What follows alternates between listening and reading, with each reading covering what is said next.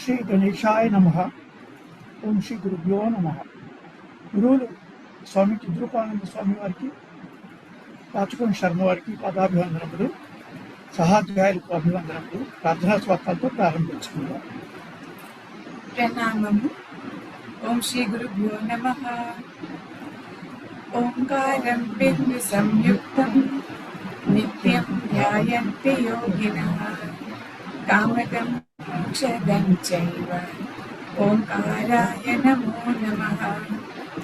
సదాశివసమారంభాం వ్యాసశంకరమధ్యమాం అస్మదాచార్యపర్యంతాం వందే గురుపరంపరాం. శంకరం శంకరాచార్యం కేశవం బాదరాయణం సూత్రభాష్యకృతౌ వందే భగవంతౌ పునః పునః. ధ్యానమూలం గురోర్మూర్తిః పూజామూలం గురోపదం మంత్రమూలం గురోర్వాక్యం మోక్షమూలం గురుకృపా. హరి ఓం. ఓం భద్రం కర్ణేమి శృణుయామదేవాః భద్రం పశ్యేమాక్షభిర్యజత్రాః స్థిరైరంగైస్తుష్టువాగుంసంस्तनूभिः व्यशेम देवहितं यदायुः. स्वस्ति न इन्द्रो वृद्धश्रवाः स्वस्ति न पूषा विश्ववेदाः स्वस्ति नस्तार्क्ष्यो अरिष्टनेमिः स्वस्ति नो बृहस्पतिर्दधातु. ओम शांति शांति शांति. ओम भद्रं कर्णेभिः शृणुयाम देवाः भद्रं पश्येमाक्षभिर्यजत्राः स्थिरैरङ्गैस्तुष्टुवागुंसस्तनूभिः व्यशेम देवहितं यदायुः. स्वस्ति न इन्द्रो वृद्धश्रवाः स्वस्ति नः पूषा विश्ववेदाः स्वस्ति नस्तार्क्ष्यो अरिष्टनेमिः स्वस्ति नो बृहस्पतिर्दधातु. ओम शांति शांति शांति. ओम सदाशिवसमारंभां शंकराचार्यमध्यमाम् अस्मदाचार्यपर्यन्तां वन्दे गुरुपरम्पराम्. वन्दे गुरुपरम्पराम्. समस्तजनकल्याणे निरतं करुणामयं नमामि चिन्मयं देवं सद्गुरुं ब्रह्मविद्वरं. కిందటి మంత్రాల్లో 4వ మంత్రము, 5వ మంత్రము, 3వ ముండకంలో మొదటి ఖండంలో 5 మంత్రాలు చెప్పుకున్నాం. 4వ మంత్రంలో ఒక వాక్యం వస్తుంది. విజానన్ ఆత్మజ్ఞాని భవతే న అతివాది. ఆత్మజ్ఞాని అనేటువంటి వాడు అతివాది కాడు. అంటే అనవసరమైనటువంటి చర్చలు కానీ, అనవసరమైనటువంటి ప్రలాపాలు కానీ, అనవసరమైనటువంటి మాటలు కానీ మాట్లాడడు అని చెప్పుకున్నాం. తర్వాత ఈ 5వ మంత్రంలో సత్యము, బ్రహ్మచర్యము, తపస్సు, సమ్యజ్ఞానము, వీటి వల్ల ఈ ఆత్మజ్ఞానం అనేటువంటిది పొందబడుతుందని చెప్పుకున్నాం. అది ఎలా లభిస్తుంది అంటే సత్యేన లభ్య నిత్యం మనం చెప్పుకున్నాం. నిత్యం సత్యేన లభ్య, నిత్యం తపసా లభ్యతే అని మనం చెప్పుకున్నాం. ఈ విడతలో మనం 6వ మంత్రంలో ప్రవేశించాలి. 6వ మంత్రం 3వ ముండకం ప్రథమ ఖండం 6వ మంత్రం ఏమంటారో చూద్దాం. సత్యమేవ జయతే నానృతం సత్యేన పంథా వితతో దేవయానః యేనాక్రమంతి ఋషయో హ్యాప్తకామాః యత్ర తత్సత్యస్య పరమం నిధానం. సత్యమేవ జయతే నానృతం సత్యేన పంథా వితతో దేవయానః येनाक्रमन्ति ऋषयो ह्याप्तकामाः యత్ర తత్సత్యస్య పరమం నిధానం. సత్యమేవ జయతే, సత్యవాన్ ఏవ జయతే, జయతి న అనృతం న అనృతవాది ఇత్యర్థః. మనం ఇది తరచూ చెప్పుకుంటూ ఉంటున్నాం, సత్యమేవ జయతే, సత్యమేవ జయతే అని. ఈ మంత్రం ఇక్కడికి వస్తుంది, ఇందులో ఉంటుంది. సత్యమేవ జయతే న అనృతం. Truth alone triumphs, never the falsehood. ఇక్కడ సత్యవాన్ ఏవ జయతే, సత్యం జయిస్తుంది అంటే అర్థం ఏమిటి అంటే, సత్యాన్ని అవలంబించి సత్యవంతుడు ఎవడైతే ఉన్నాడో, అంటే సత్యాన్నే పలికేటువంటి వాడు, సత్యంగా జీవించేటువంటి వాడు ఎవడైతే ఉన్నాడో, అటువంటి సత్యవంతుడే జయిస్తాడు అని అర్థం. సత్యాన్ని ఆధారంగా తీసుకుని, సత్యాన్నే ఊపిరిగా తీసుకుని అనేటువంటి వాడు, ఆ విధంగా జీవించేటువంటి వాడు జయిస్తాడు. సత్యవాన్ ఏవ జయతే, జయతి న అనృతవాది ఇత్యర్థః. అంటే అసత్యం పలికేటువంటి వాడు, అనృతం పలికేటువంటి వాడు ఎప్పుడూ కూడా జయించడు అని అర్థం. అంటే మనం వాడుక భాషలో చెప్పుకోవాలంటే, ఎప్పుడు నిజం పలికేటువంటి వాడు జయిస్తాడు, అబద్ధం పలికేటువంటి వాడు జయించడు అని అర్థం. ఇంకో విషయం చెప్పుకుందాం. నహి సత్య అనృతయోహో కేవలయోహో పురుష అనాశ్రితయోహో జయ పరాజయో వా సంభవతి. ఇప్పుడు సత్యం అనేటువంటిది ఒక గుణం, అనృతం అనేటువంటిది ఒక గుణం, అసత్యం. ఈ రెండు కూడా ఎవరినైనా ఆశ్రయించుకుని ఉంటే, ఆ ఆశ్రయించినటువంటి వ్యక్తుల మధ్య ఎప్పుడైనా ఈ స్పర్ధ కానీ, యుద్ధం కానీ, వాగ్వివాదం కానీ జరిగితే, అప్పుడు సత్యం ఎవరినైతే ఆశ్రయించుకుని ఉన్నదో, అనృతం ఎవరినైతే ఆశ్రయించుకుని ఉన్నదో, ఎందుకంటే సత్యము అనృతము రెండు కూడా ఎవరైనా సరే ఆశ్రయించకుండా ఉన్నటువంటివి అయితే కనుక, అంటే ఏ పురుషుడిని ఆశ్రయించకపోతే వాటి మధ్య యుద్ధం జరగదు, వాటికి జయాపజయాలు ఉండవు. సత్యం ఒక క్వాలిటీ, గుణం. అలాగే అనృతం లక్షణం. ఈ రెండు లక్షణాలు యుద్ధం చేసుకుంటాయా? చేసుకో. అందుకే సత్యమే జయతే అంటే అర్థం ఏంటి? సత్యం జయిస్తుందంటే సత్యాన్ని ఆశ్రయించినటువంటి వాడు అంటే సత్యవంతుడు, సత్యవంతుడే జయిస్తాడు అని అర్థం, కానీ సత్యం జయిస్తుంది కాదు. గుడ్ విన్స్ అంటాం అనుకోండి, మంచి జయిస్తుంది. మంచి జయిస్తుందంటే అర్థం ఏంటి? మంచిని ఆశ్రయించి జీవించినటువంటి వాడు జయిస్తాడు అని అర్థం. అలాగే అనృతాన్ని ఆశ్రయించి, అసత్యాన్ని ఆశ్రయించి జీవించేటువంటి వాడికి జయం ఉండదు అని అర్థం. కాబట్టి ఈ రెండు కూడా వ్యక్తులతో సంబంధం లేకుండా, పురుష అనాశ్రితయోహో, వ్యక్తులతో సంబంధం లేకుండా ఈ జయాపజయాలు సత్య అనృతానికి సంభవం కాదు, వాటికి వీలుండదు. ఎందుకంటే అవి ఏదో ఆశ్రయించి ఉండాలి. ఇప్పుడు మనకు సందేహం ఏమిటంటే, ప్రపంచంలో అసత్య భాషణ, అనృతము అవే జయిస్తున్నట్టుగా కనిపిస్తుంది. అబద్ధం ఆడి, అసత్యం ఆడి ధనం సంపాదించేటువంటి వాడు కానీ, మనకి వ్యవహారంలో ఏం కనిపిస్తుందంటే, సత్యాన్ని పలికేటువంటి వాడు ఎప్పుడు కూడా దిగజారిపోతున్నట్టుగాను,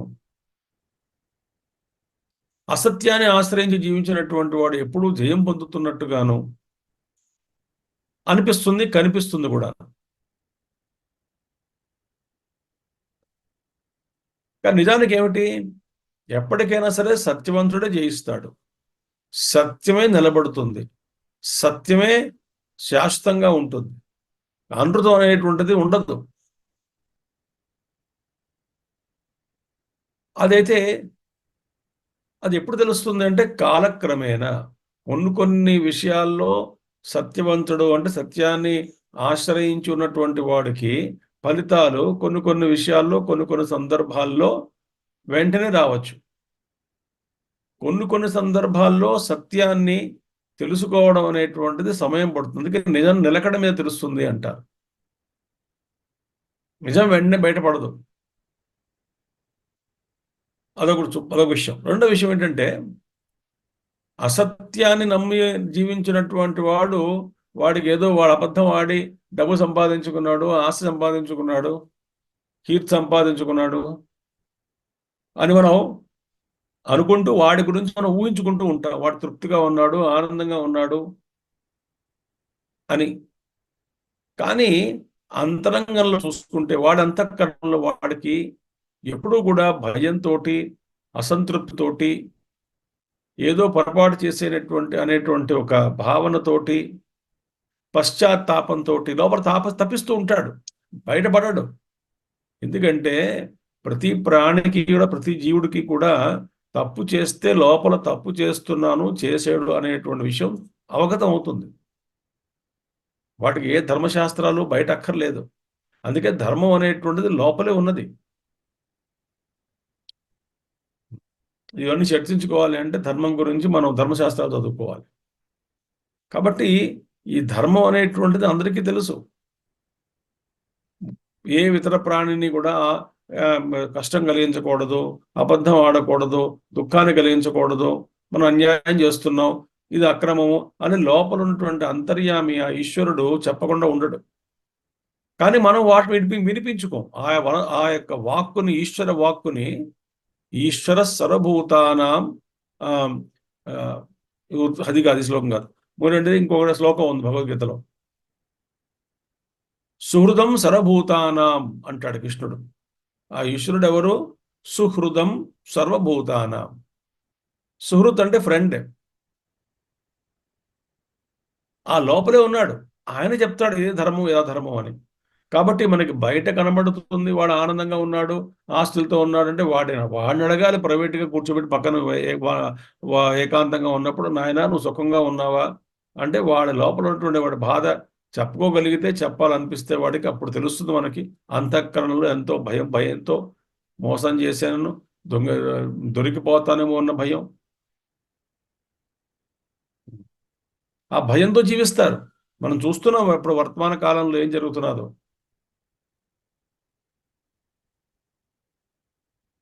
ఏదో తప్పు చేస్తున్నాం తెలుసు, అయినా అజ్ఞానం ఆవరించడం వల్ల తప్పు చేసి జైలు పడుతున్నాం. దాన్ని మళ్ళీ సమర్థించుకోవటం అల్టిమేట్గా ఏమిటవుతున్నది అంటే సత్యమే బయటపడుతుంది. అందుకే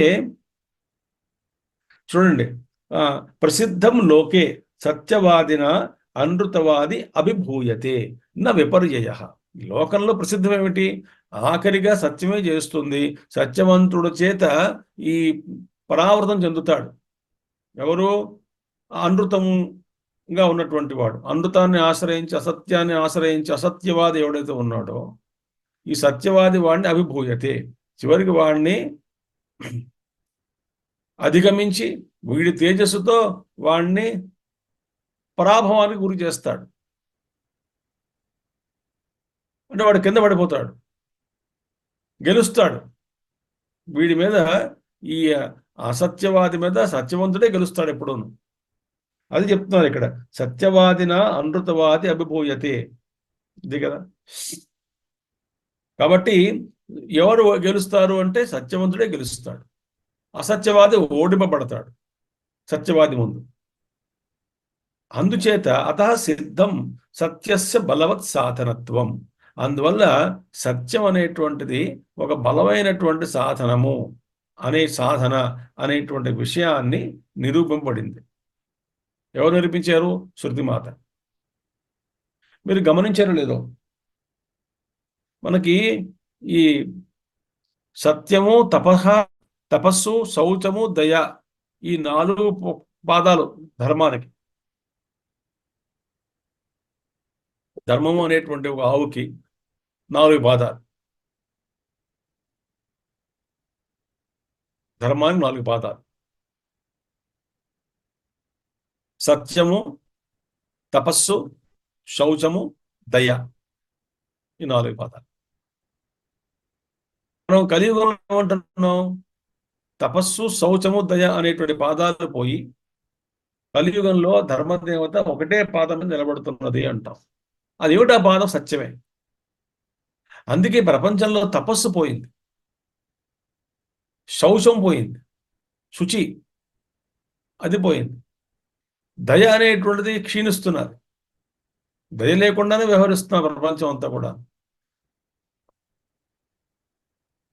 కానీ ఒకటి మటుకు ఇప్పటికి కూడా వెలుగుతూ ఉంటుంది. సత్యం కావాలి, I want know the truth అంటాడు వాడు. లౌకికమైన వ్యవహారం ఉన్నప్పటికీ కూడా I want know the truth. నేను ఎప్పటికైనా సరే నాకు సత్యాన్ని తెలుసుకుని తీరుతాను. అసలు ఏమిటో, దీని వెనకాల నిజం ఏమిటో, నిజం ఏమిటి, అసలు ఏం జరిగింది అనేటువంటి ఒక కుతూహలం, ఆ ఇన్వెస్టిగేషన్ లౌకికమైన పర్వాలేదు, కానీ ఆ బుద్ధి మటుకు పోలేదు. అందుకే సత్యానికి ఎప్పటికీ మనం వాల్యూ ఇస్తాం. ట్రూత్ ఏమిటి, నిజం ఏమిటి అని తెలుసుకోవాలనేటువంటి ఒక అభిలాష అందరికీ ఉన్నది. కాబట్టి సత్యమేవ జయతే. ఇక మరో విషయం, సాధన పరంగా సత్యం అంటే ఏమిటి? సాధన పరంగా సత్యం అంటే ఏమిటంటే అదొక అంతర్గతమైనటువంటి ఒక శక్తి. ఏది అంటే, నేను విశ్వసించినటువంటి సిద్ధాంతం, నమ్మినటువంటి సిద్ధాంతం, గురువుగారు నాకు బోధించినటువంటి విషయాలు ఏవైతే ఉన్నాయో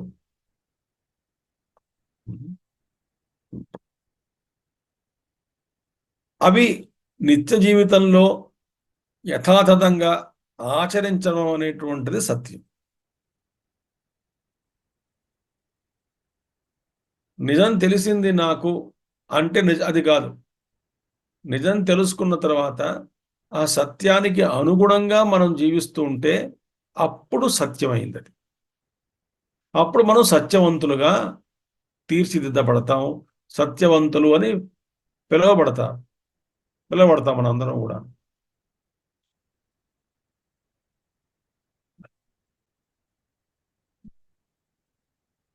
అది సత్యం అనేటువంటిది, ఋతం అనేటువంటిది, ఋతము సత్యం రెండు కూడా. ఋతం వదిష్యామి, సత్యం వదిష్యామి అంటాం. ఋతం అంటే యథాశాస్త్రం, శాస్త్రం ఏం చెప్పదలుచుకుందో, శాస్త్రం ఏ విధంగా మన నుంచి ఆశిస్తున్నదో, ఆ శాస్త్రాన్ని ఏ విధంగా అర్థం చేసుకోవాలి అని శాస్త్రం ఆకాంక్షిస్తున్నదో ఆ విధంగానే యథాతథంగా అర్థం చేసుకోవడం ఋతం. దాన్ని ఆచరణలో పెట్టడం అనేటువంటిది సత్యం. ఆచరణలో పెట్టడమే సత్యవంతుడు. అలా సత్యవంతుడికి ఎప్పుడు విజయం కలుగుతుంది. తాత్కాలికంగా ఓడిపోతున్నట్టుగా కనిపించవచ్చు, కానీ వాడికి ఎప్పుడు నిజం జయం వాడిదే, వాడే జయిస్తాడు అని శాస్త్రం, వేదం చెప్తున్నది. కించ శాస్త్రతః అపి అవగమ్యతే సత్యస్య సాధన అతిశయత్వం. సాధనం అంటే సత్యం యొక్క గొప్పతనం శాస్త్రం కూడా చెప్తున్నది.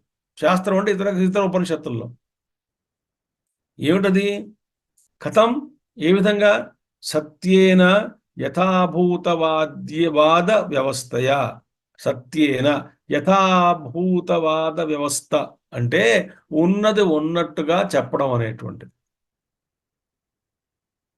సత్యం బ్రూయాత్ ప్రియం బ్రూయాత్, సత్యమపి న ప్రియం అబ్రూయాత్. ఇవన్నీ ఉన్నాయి. మరో విషయం ఏంటంటే ప్రతి సత్యం కూడా చెప్పక్కర్లేదు. ఏవో కొన్ని సత్యాలు తెలుసు మనకి, అది అవతల వాడికి పనికొస్తుందా లేదా అని చూసి చెప్పాలి. కానీ నాకు తెలిసిన నిజం మీకు చెప్తాను అంటాడు ఒకడు వచ్చి. ఆ నిజం నాకు పనికొస్తుందా లేదా అని తెలుసుకోవాలి కదా ముందు. పనికిమాల నిజాలు నాకెందుకు? మీకు నిజం చెప్తానండి అంటాడు. ఏమిటా నిజం? ఏదో చెప్తాడు. అది నాకు అసలు చెప్పేటప్పుడు వాడు ఆలోచించాలి, ఇది స్వామీజీకి ఉపయోగపడుతుందా ఈ సత్యం అనేటువంటిది? ఆయనకు సంబంధించిందా కాదా? కొన్ని సత్యాలు ఉన్నాయి, చెప్పినా అర్థం కాదు, చెప్పక్కర్లేదు. గురువుగారు అనుభవం చేసిన తర్వాత, ఆత్మానుభవం పొందిన తర్వాత ఎన్నో సత్యాలు ఉంటాయి, వాళ్ళు ఎన్నో రహస్యాలు ఉంటాయి, ఎన్నో సత్యాలు వాళ్ళు తెలుసు వాళ్ళకి. అవన్నీ చెప్తారు, అందరికి శిష్యులకి చెప్పరు. ఎందుకని యోగ్యత ఉండాలి కదా.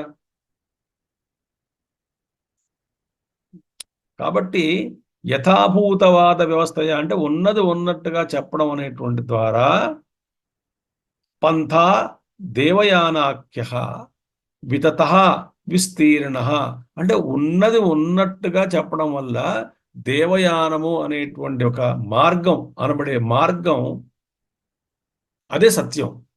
ఆ సత్యం వల్ల దేవయానము అనేటువంటి ఒక పాదం, ఒక మార్గం ఉంది, దేవయానాఖ్యం అంటాం. అక్కడ వితతో విస్తీర్ణ సాతత్యేన ప్రవృత్త, అక్కడ ఉన్నది ఉన్నట్టుగా ఏర్పడింది కాబట్టి శాశ్వతంగా ఆ సత్యం అనేటువంటిది ఆ మార్గంలో, దేవయాన మార్గంలో సత్యాన్ని ఎవడైతే ఆశ్రయిస్తాడో దేవయాన మార్గం ద్వారా ఊర్ధ్వలోకానికి వెళ్తాడని ఉంది. కాబట్టి సత్యం అనేది అక్కడ విస్తరింపబడింది. దేవయానాఖ్య విస్తీర్ణ వితతో విస్తీర్ణ సత్యేన పంథ, సత్యం అనేటువంటి ద్వారా, పంథ అంటే మార్గము, వితత వితత అంటే విస్తరింపబడింది, విస్తీర్ణ సాతత్యేన ప్రవృత్త అంటే పూర్తిగా సత్యం చేత ఆ మార్గం అంతా కూడా వెదజల్లబడింది. అంటే బాగా సత్యవంతంగా సత్యంతో జీవించినటువంటి వాళ్ళకే ఆ మార్గం మీద వెళ్ళడానికి, నడవడానికి, ఆ ఊర్ధ్వలోకాలు వెళ్ళడానికి అర్హత ఉంటుంది. విస్తీర్ణ సాతత్యేన ప్రవృత్త, శాశ్వతంగా ఏర్పడినటువంటిది, విస్తరింపబడి శాశ్వతంగా ఏర్పడబడి. శాశ్వతం అంటే సాతత్యేన అంటే కంటిన్యూటీ అని అర్థం. సాతత్యేన ప్రవృత్త, కంటిన్యూస్లీ. అది ఏన ఏ మార్గం ద్వారా అయితే, పథాహి ఏ మార్గం ద్వారా వెళ్తే ఏమిటవుతుంది, ఆక్రమంతి ఆ ఋషులు ఆ మార్గం ద్వారానే వెళ్ళి క్రమంతే పొందుతారు. ఎవరు పొందుతారు? ఋషయ దర్శనవంత, ఋషులు ఆ మార్గం ద్వారానే వెళ్ళి ఊర్ధ్వలోకాలని సంపాదించారు. అదే మార్గం. ఓ దేవయానము, పితృయానము, ఈ మార్గాలన్నింటిలో కూడా ఈ దేవతలు రావడం, పైనుంచి ఈ జీవుడిని తీసుకెళ్లడం, చేపట్టుకుని కొంత దూరం వెళ్ళడం, వెళ్ళిన తర్వాత ఇంకొక దేవత వస్తే ఆ దేవతకి ఈయన అప్పచెప్పడం ఈ జీవుణ్ణి, ఆ దేవత కొంత దూరం వెళ్ళి అక్కడ మరొక దేవతకు అప్పచెప్పడం, ఆ దేవత ఇంకా పైకి తీసుకెళ్లడం, ఇలాగ మార్గాలు ఇలాగ తీసుకెళ్తారు. అది దేవయానం. అది ఎవరు ఆ మార్గం మీద అడుగు పెట్టగలరు అంటే సత్యవంతులకి కనబడుతుంది అసలు మార్గం. మార్గం కనబడదు, ఓపెన్ అవ్వదు మార్గం. సత్యవంతులకే ఆ మార్గం దర్శనం అవుతుంది, ఆ దేవతలు కనబడతారు, వాళ్ళు వస్తారు, ఈ జీవుని తీసుకెళ్తారు పైలోకానికి. ఆ ఋషులు ఏమైంది, ఆ మార్గం ద్వారా ఏన పతాహి ఆక్రమంతి అంటే మౌంటింగ్, అసెండింగ్, పొందుతారని అర్థం.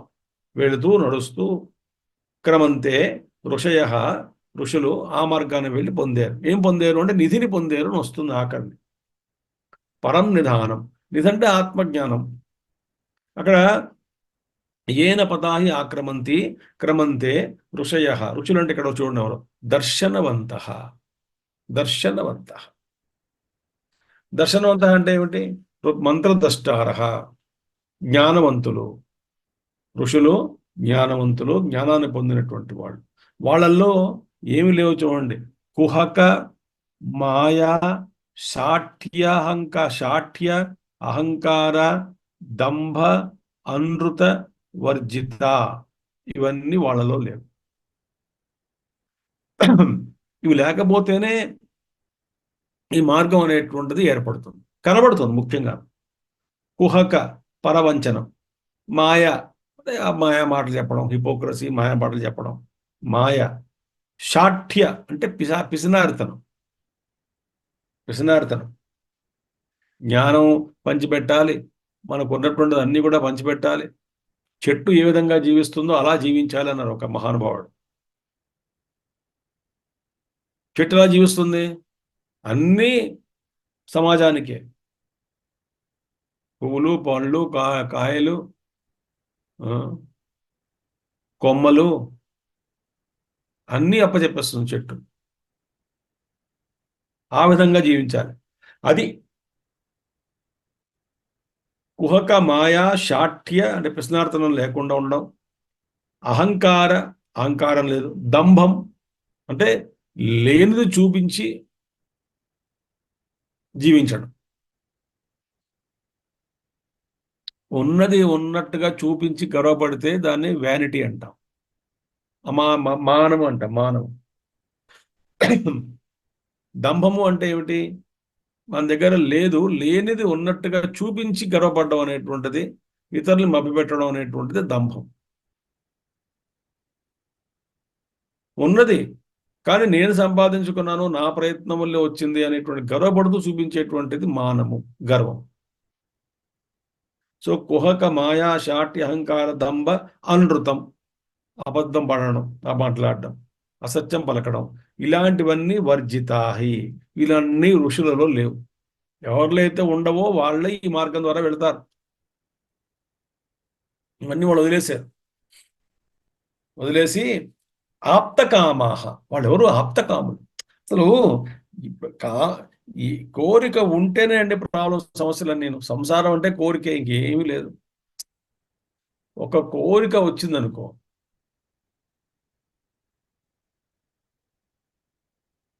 ఆ కోరిక ఏం చేస్తుంది? మొత్తం సంసారం తెచ్చిపెడుతుంది. రాగము, ద్వేషము, ఈర్ష్య, ఇతరులను చూడడం, వాడికి వచ్చింది నాకు రాలేదు నేను అనుకున్నాను. ఇప్పుడు ఎవడికో ఐఏఎస్ ఆఫీసర్ వచ్చాడండి, ఐపీఎస్, స్టేట్ ర్యాంకు, ఐఏఎస్ ఏదో మొత్తానికి ఏదో IAS topper, okay, very good. నాకేమైనా ఆ వ్యక్తిని చూసి నాకేమైనా అనిపిస్తుందా? అయ్యో వాడు ఐఏఎస్ ఆఫీసర్ అయ్యాడు, జలసీ కానీ అంటే ఈర్ష్య కానీ, అసూయ కానీ, ద్వేషం కానీ నాలో ఉండవు. ఎందుకని? ఐఏఎస్ అవ్వాలనేటువంటి కోరిక నాలో కించిత్ మాత్రం కూడా లేదు కాబట్టి. మీరు గమనించండి, ఇదే ఏ వస్తువుకి కానీ, విషయానికి కానీ, అనుభవానికి కానీ మీరు విలువనిస్తారో ఆ కోరిక తద్వారా పుట్టి ఆ విలువ ఇస్తారు, దానిలో కోరిక పుడుతుంది. ఆ కోరిక పుట్టిన తర్వాత ఇంకా పోల్చి చూసుకోవడం అనేటువంటి జరుగుతుంది. పోల్చి చూసుకోవడం వల్ల అంటే అర్థం ఏమిటి? వాడికి ఉంది, నాకు లేదు. వాడు సంపాదించుకున్నాడు, నాకు సంపాదించు. చూడడం వల్ల ఈర్ష్య, రాగము, ద్వేషము, అసూయ అన్నీ వచ్చేస్తాయి. కోపము, అనుకున్నది సాధించలేకపోతున్నాను కోపం, అన్నీ ఎందుకు వచ్చాయి అంటే ఆ కోరిక వల్ల. ఆప్తకాములు కదా, ఇంకోళ్ళకి ఏం కోరికలు లేవు, తృప్తిగా ఉంటారు. కాబట్టి మాయమాటలు చెప్పడం కానీ, పిసినారితనం కానీ, ఇలాంటివన్నీ వాళ్ళకి అసలు అవసరమే లేదు. వాళ్ళల్లో వాళ్ళు పూర్ణంగా ఉన్నారు కాబట్టి. విగత తృష్ణా, ఆప్తకామ అంటే విగత తృష్ణా, సర్వత. సర్వత అంటే అన్ని పక్కల, అన్ని వైపుల నుంచి ఎటువంటి కోరిక లేదు వాళ్ళకి.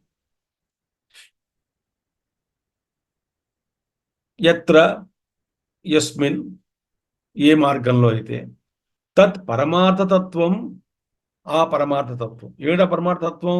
సత్యస్య ఉత్తమ సాధనస్య సంబంధి సాధ్యం. సత్యము అనేటువంటి ఉత్తమమైనటువంటి సాధనంతో సంబంధం పెట్టుకుని తద్వారా పురుషార్థం ద్వారా ఆ సాధించేటువంటిది ఏదైతే ఉన్నదో, కాబట్టి ఏమిటది? ఎత్ర తత్ పరమార్థతత్వం, ఆ పరమార్థతత్వం ఎలా సంపాదించాలి? సత్యంతో సంబంధం పెట్టుకుని సంపాదించేటువంటిది. ఉత్తమ సాధనమైనటువంటి సత్యంతో సంబంధం పెట్టుకుని, అంటే ఆ సత్యం, ఉత్తమ సాధనమైనటువంటి సత్యాన్ని మన సంబంధం పెట్టుకోవాలి. అటువంటి సత్యంతో ఆ యొక్క పరమాత్మ కూడా సంబంధం కలిగి ఉన్నాడు. అనృతం కాదు, సత్యమే ఆయన సంబంధం. కాబట్టి ఇటు రెండు వైపులు కూడా మన సత్యాన్ని మనం పెట్టుకుని ఎత్ర యస్మిన్ తత్ పరమార్థ తత్వం సత్యస్య ఉత్తమ సాధనస్య సంబంధి సాధ్యం పరమం ప్రకృష్టమైనటువంటిది నిధానం పురుషార్థ రూపేణ పురుషార్థ రూపం ద్వారా అంటే ప్రయత్నం ద్వారా నిధీయతే నిధి అంటే ఆత్మనిధి ఇది నిధానం వర్తతే. అది ఆ గొప్ప నిధిని అంటే సత్యలోకాన్ని పొందుతారు. దేంతో ఎలా పొందారు? సత్యంతో సంబంధం పెట్టుకుని. ఆ సత్యంతో సంబంధం నేను పెట్టుకోవాలి సాధకుడిగా. అటువంటి సత్యంతో పరమాత్మకు సంబంధం ఉంది కాబట్టి సత్యం అనేటువంటి మార్గం ఏర్పడింది. ఆ సత్య మార్గంలోనే మనం వెళ్తే ఆ సత్యాన్ని పొందుతాం. ఎవరు? సత్యవంతుడు. అది హిరణ్మయేన పాత్రేణ సత్యస్యాపిహితం ముఖం. అది ఈశావాస్యోపనిషత్తులో.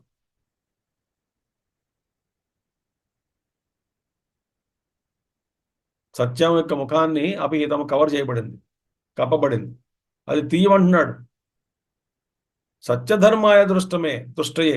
నేను సత్యానికే ధర్మానికి సత్యమైన ధర్మానికే నేను జీవితం మొత్తం కూడా అంకితం చేసి జీవించాను కాబట్టి నేను డిమాండ్ చేస్తున్నాను. ఆ యొక్క పాత్ర ఏదైతే కలిపే మూత వేసావో నువ్వు కప్పబడినటువంటిది అది తీయమంటున్నాడు, తెర తీయమంటున్నాడు. తెర తీయగా రాధా రామ అన్నట్టుగా ఆ హిరణ్మయ పాత్రేణ సత్యస్య అపిహితం ముఖం. సత్యస్య ముఖం అపిహితం తదు అపావృణం అంటాడు. అది తీయమంటున్నాడు. సత్యధర్మాయ దృష్టయే.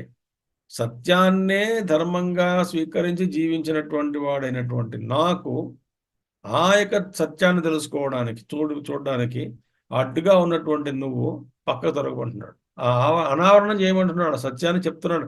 తీవయ్యా నీ మూత తీయని చూస్తానని, అడ్డు తీయమని. అది అది నిధి, గొప్ప నిధి. అది ఆత్మనిధి. తత్ర చ ఏన పథ ఆక్రమంతి సహ. అది ఏ మార్గం ద్వారా అయితే అది పొందబడుతుందో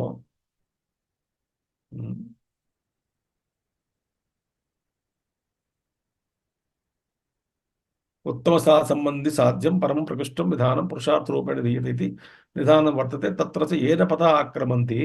ఏ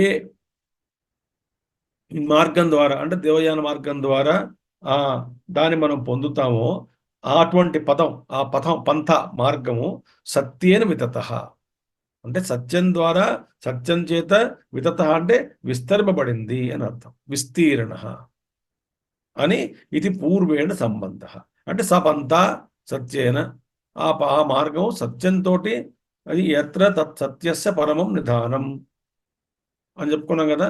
అసాపంథ అటువంటి మార్గంలో వెళ్తే ఏ మార్గంలో అయితే సత్యం అనేది విస్తరింపబడిందో ఆ మార్గం ద్వారా వెళ్తే మీకు ఒక గొప్ప నిధి దొరుకుతుంది.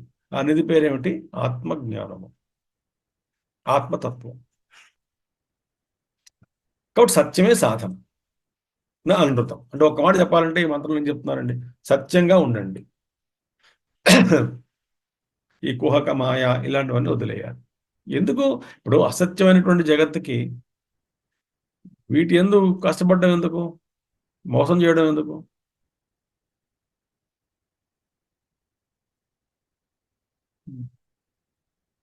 అది గొప్ప సాధన. కిం తత్ కిం ధర్మకం చ తద్ ఇత్యుచ్యతే. కిం తత్ అది ఏమిటది? ఆ నిధి అన్నారు కదా, ఆ నిధి ఏమిటి? కిం ధర్మకం చ తత్ అది ఎటువంటి ధర్మంతో ఉన్నటువంటిది? అది ఏ ధర్మంతో ఉన్నది? అది కిం తత్ కిం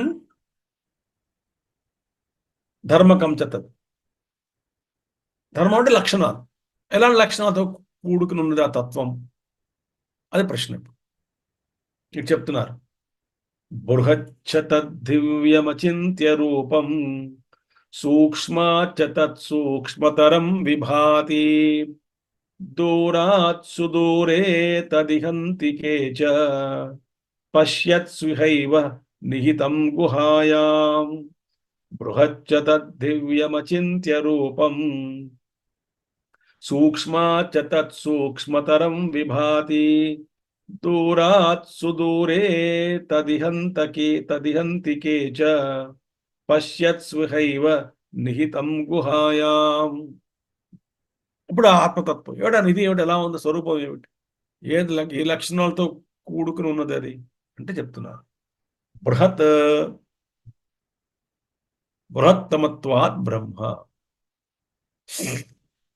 బ్రహ్మ అని ఎందుకన్నారు అంటే బృహత్తమత్వాత్, సూపర్లేటివ్ డిగ్రీ, చాలా పెద్దది, మహత్తరమైనటువంటిది, గొప్పదైనటువంటిది. కాబట్టి బ్రహ్మ. ఇక్కడ ఏమిటి, బృహత్ అంటే మహత్, చాలా గొప్పది అని అర్థం. మహత్ చ తత్ ప్రకృతం బ్రహ్మ, చాలా గొప్పదైనటువంటిది. ఏది మనం ఇప్పుడు చర్చించబడుతున్నటువంటి బ్రహ్మ, ఏ బ్రహ్మ గురించి మనం చర్చించుకుంటున్నామో ఆ ప్రకృతం బ్రహ్మ చాలా గొప్పది. తత్ ప్రకృతం బ్రహ్మ సత్యాది సాధనం. సత్యాది సాధనం సర్వతః వ్యాప్తత్వాత్. అది ఎలా సంపాదించాలి, ఎలా సత్యాది సాధనల ద్వారా సంపాదించాలి. సత్యాది అంటే ఏమిటి, బ్రహ్మచర్యము, తపస్సు. మనం చెప్పుకున్నాక ముందు మంత్రాల్లో, తపసా బ్రహ్మచర్యేణ సమ్యక్ జ్ఞానేన, ఇవన్నీ కూడా వాటి సాధనాలు.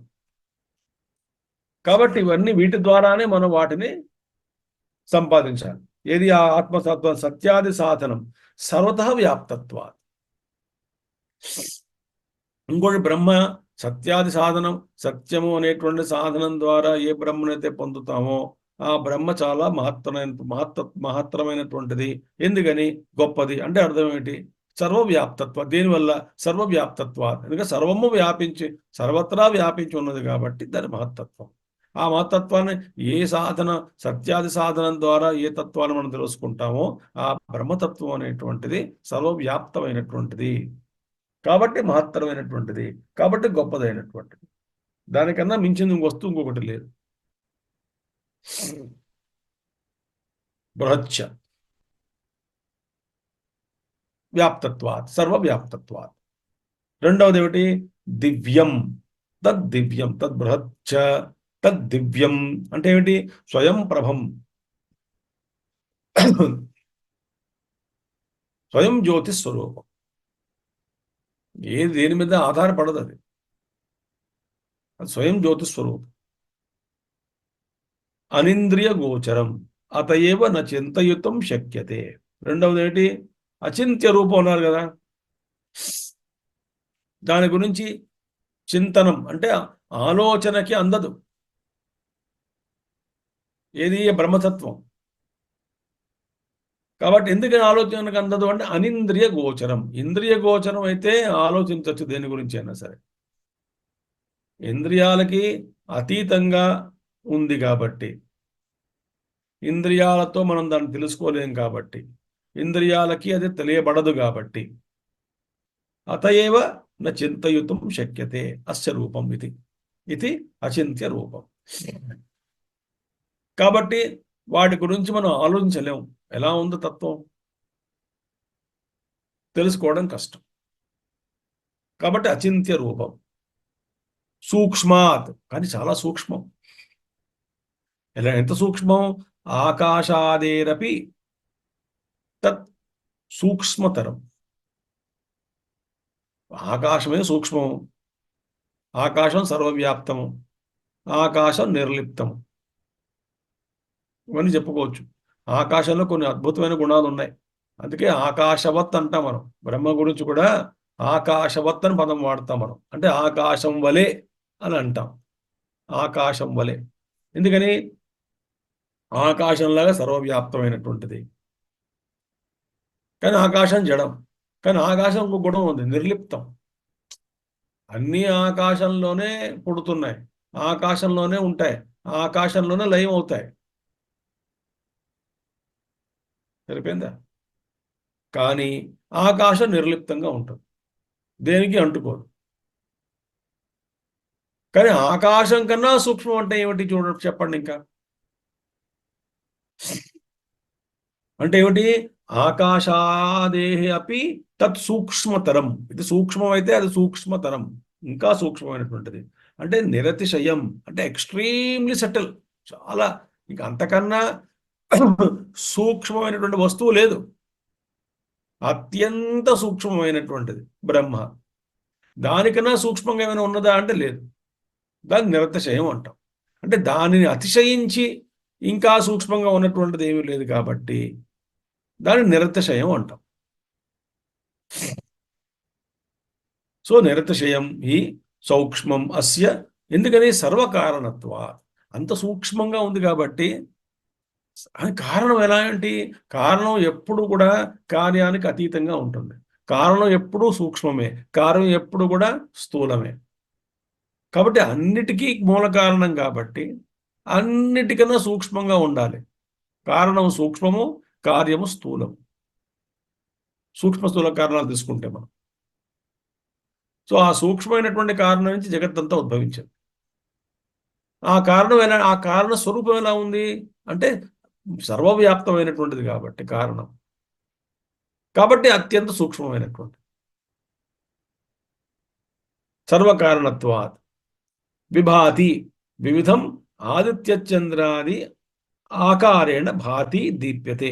ఆ తత్వమే ఆదిత్యుడు గాను, చంద్రుడు గాను, నక్షత్రాలు గాను అన్ని రకాల ఆకారాలు కనిపించు ఆకారాలు తీసుకున్నట్టుగా ఉంటూ దీప్యతే, శోభాయమానంగా వెలుగుతూ కనబడుతున్నది. ఆ తత్వమే ఇన్ని ఆకారాల్లో మనకి ప్రకాశిస్తూ కనబడుతుంది. విభాతి, అన్ని జ్యోతనాథ్, అన్ని ప్రకాశింపబడుతున్నాయి. ఇన్ని ఆకారాల్లోనూ ఉన్నటువంటిది విభాతి వివిధం భాతి, అనేక నామరూపాలుగా కనబడుతూ అదే తత్వం ప్రకాశిస్తున్నది. కించ మోరోవర్, ఇంకోటి ఏంటది? దూరాత్ విప్రకృష్ట దేశాత్ సుదూరే విప్రకృష్టతరే దేశే వర్తతే అవిదుషాం. ఏదో ఉందండి, ఒకటి చాలా దూరంగా ఉంది. అన్నిటికన్నా దూరంగా ఉన్నది ప్రదేశం తీసుకొని ఎంతో దానికన్నా దూరం అన్నమాట. అంటే దూరానికన్నా దూరం, దూరాన్ని మించిపోయినటువంటి దూరం, లెక్కలేనటువంటి దూరం, అతి దూరం, దూరం కన్నా దూరం, దూరం కన్నా దూరం అనేటువంటిది ఎవరికి? ఆత్మతత్వం ఎవరికి దూరం కన్నా దూరంగా సుదూరే అవిదుషాం, అజ్ఞానులకి. అజ్ఞానులకి ఆ తత్వం ఎంత దూరంగా ఉంది? చాలా దూరంగా, దూరం కానీ అతి దూరంగా ఉంది. దూరమైన ప్రదేశం కన్నా దూరంగా ఉన్నటువంటి ఎవరికి? అజ్ఞానులకి. మరి జ్ఞానులకో, ఆ అజ్ఞానులకి ఏంటి? అత్యంత అగమ్యత్వాత్ తద్బ్రహ్మ. అసలు వాళ్ళకి అగమ్యంగా ఉంటుంది. అంటే వాళ్ళు పొందలేనటువంటి స్థితిలో ఉన్నారు. వాళ్ళు చాలా దూరంగా ఉంటుంది. ఎందుకని? పొందలేకుండా ఉన్నాం కాబట్టి చాలా దూరంగా ఉంది.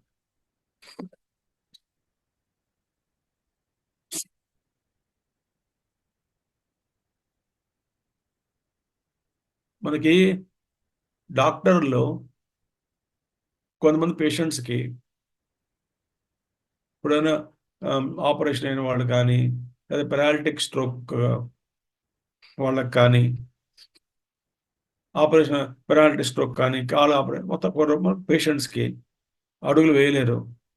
అసలు మొదటి రోజు ఒక అడుగు వేస్తే 2 అడుగులు వేస్తే వాడికి ఎంతో చాలా ప్రయాణం చేసినట్టుగా అనిపిస్తుంది. అలసిపోతారు 2 అడుగులకే. చెమట వచ్చేస్తే మళ్ళీ పడుకొని పోతారు. 2 అడుగులు లెక్క పెట్టి 1, 2. వాళ్ళకి ఆ సామర్థ్యం లేదు కాబట్టి, అనారోగ్యంగా ఉంది కాబట్టి ఆ 2 అడుగులు వేయలేరు. చాలా దూరంగా అనిపిస్తుంది వాళ్ళకి. పక్క గదిలోకి వెళ్ళాలంటే అబ్బో చాలా దూరం అండి, అంత నడిచికెళ్ళాలా? చాలా పక్క గదికే కదా, కానీ చాలా కష్టం. అదే ఆరోగ్యవంతులకి చెంగ వెళ్ళిపోతాడు నడుచుకుంటాను. వాడికి ఎంత దూరం దగ్గర కనిపిస్తుంది. మన గ్రామస్తులు అడగండి, అడిగితే ఇక్కడే ఉందాం బాబు 2 మైళ్ళు అంటాడు. ఇక్కడే 2 మైళ్ళు 20 మైళ్ళు ఉంది మనకి. అగో ఇక్కడే కనపడుతుందంటే అది దాటిపోండి, కొండ దాటి పక్కనే అండి, ఆ కొండ పక్కనే ఉందండి అంటే. నేను అనుభవం చేశాను, అలాంటివన్నీ కూడా అనుభవించాను కొండల్లో తిరుగుతున్నప్పుడు. ఇక్కడే ఉందంటాడు. 3-4 గంటలు పడుతుంది మాకు వెళ్ళడానికి. కాబట్టి అజ్ఞానులకు చాలా దూరంగా ఉంటుంది. ఇహ దేహే అంతికే సమీపే చ విదుషాం ఆత్మత్వాత్. అది ఆత్మస్వరూపమే కాబట్టి, విద్వాన్ యొక్క ఆత్మే కాబట్టి, ఈ శరీరంలోనే ఇక్కడే చాలా దగ్గరగా ఉన్నట్టుగా వాళ్ళు ఉంది కాబట్టి వాళ్ళు గమనిస్తారు, చూస్తారు. ఎవరు విద్వానులకి ఆత్మతత్వం చాలా దగ్గరగా ఉంది, ఇక్కడ లోపలే ఉందండి, అంతకన్నా దగ్గరగా ఇంకోటి ఏమీ లేదు. విదుషాం ఆత్మత్వాత్. అదే వాళ్ళ ఆత్మే కాబట్టి, ఆత్మగా ఉంది కాబట్టి వాళ్ళకి విద్వాత్ జ్ఞానులకి చాలా దగ్గర. సర్వాంతరత్వాత్ చ ఆకాశస్య అపి అంతరశ్రుతే. ఆకాశానికి కూడా అది ఆత్మగా ఉంటుంది. అంతరః అంతరశ్రుతే. శృతి కూడా చెప్తుంటుంది ఏమన్నది, ఆకాశం కన్నా సూక్ష్మమైనటువంటిది, ఆకాశం లోపల ఉన్నటువంటిది. ఆకాశానికి కూడా ఆత్మగా అంటే ఆధారము లోపల ఉన్నది ఆత్మ అంటే. ఇక్కడ సర్వాంతరత్వాత్ చ ఆకాశస్యపి అంతరశ్రుతే. ఇహ పశ్యత్సు చేతనావత్సు. ఇక్కడ ఇహ పశ్యత్సు అంటే ఏమిటి? సో మనం ఏంటి, బృహచ్చ తద్దివ్యం అచింత్య రూపం సూక్ష్మాచ తత్ సూక్ష్మతరం విభాతి దూరాచు దూరే తదంతికే చ. ఇవన్నీ పశ్యత్సు ఇహ ఇహైవ నిహితం గుహాయాం. పశ్యత్సు అంటే చూసేటువంటి వాళ్ళు, అంటే చేతనావత్సు. ఎవరు చూస్తారు? చైతన్యవంతులైనటువంటి వాళ్ళు చూస్తారు. జడ పదార్థం చూడలేదు కదా. సో చైతన్యవంతులుగా ఉన్నటువంటి వాళ్ళు చేతనావత్సు ఇది ఏతత్ నిహితం స్థితం దర్శనాది క్రియావత్వేన యోగభిర్లక్ష్యమాణం. ఇక్కడ చూడండి, వీళ్ళు యోగిభిర్లక్ష్యమాణం, యోగుల ద్వారా తెలియబడుతుంది. ఏమిటది? ఎక్కడుంది ఆత్మతత్వం? లోపలే ఉంది. నిహితం లోపలే ఉంది. గుహాయాం తన లోపలే ఉంది, బుద్ధి గుహాయాం. ఏమిటది? దర్శనాది క్రియావత్వేన. అసలు ఆత్మతత్వం ఉంది కాబట్టే కాళ్ళు చేతులు ముక్కు మనసు బుద్ధి చిత్తం అహంకారం అన్నీ పనిచేస్తున్నాయి.